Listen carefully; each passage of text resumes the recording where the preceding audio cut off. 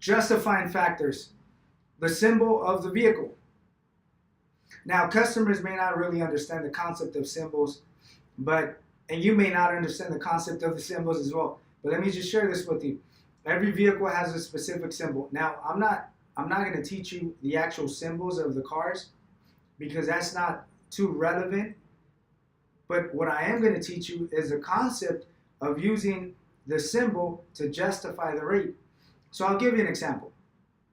And it's based on the type of vehicle. So a luxury vehicle is going to have a higher symbol than a simple sedan. For example, a Mercedes is going to have a higher symbol than a Toyota Corolla.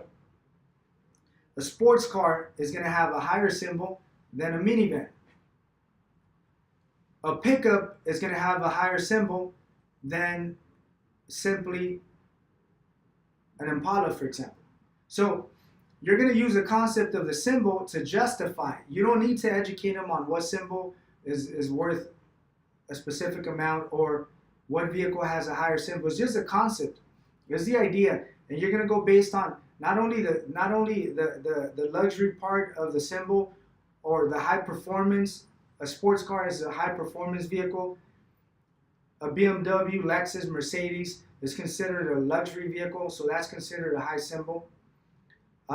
Possibly a pickup, especially like a heavy duty pickup, that's going to have a higher symbol. So you're just going to emphasize that. Look, sir, now I understand you just have a regular 2005 Mercedes, but this is a high. This has a high symbol. Simply, this vehicle is a luxury vehicle, so therefore, the insurance companies are going to go based on that. The fact that the DMV evaluates that vehicle as a high symbol, then the insurance companies are also going to go based on that as well. So it may cost you a little bit more. Now, you could also use this, especially for comp and collision. It may work a lot better because you're evaluating the parts of the vehicle. So it doesn't matter really the year. It could possibly be a 2010 Mercedes or versus a 2010 Honda Civic. The fact that the 2010 Mercedes is a luxury vehicle is considered it has a high symbol simply because the parts are expensive. It doesn't matter about the value of the car. See, you have to remember the parts are going to cost almost the same as a newer model. Of course, there's going to be a difference from a 2010 to a 2019. The cost of the parts are going to be extremely different.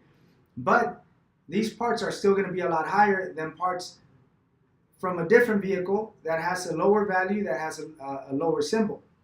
The same thing with a high performance vehicle like a Corvette or a Camaro or a Mustang.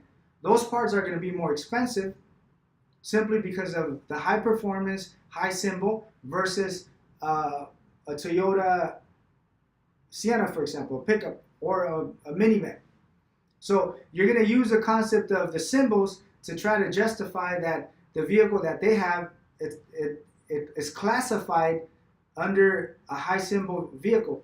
So therefore, insurance companies take a little bit more of an exposure, and that's the reason why the rate is a little bit more than what they wanted to. So it's all about education. It's all about knowledge. It's all about demonstrating a reason, giving them factors to justify why the rate is a little bit higher.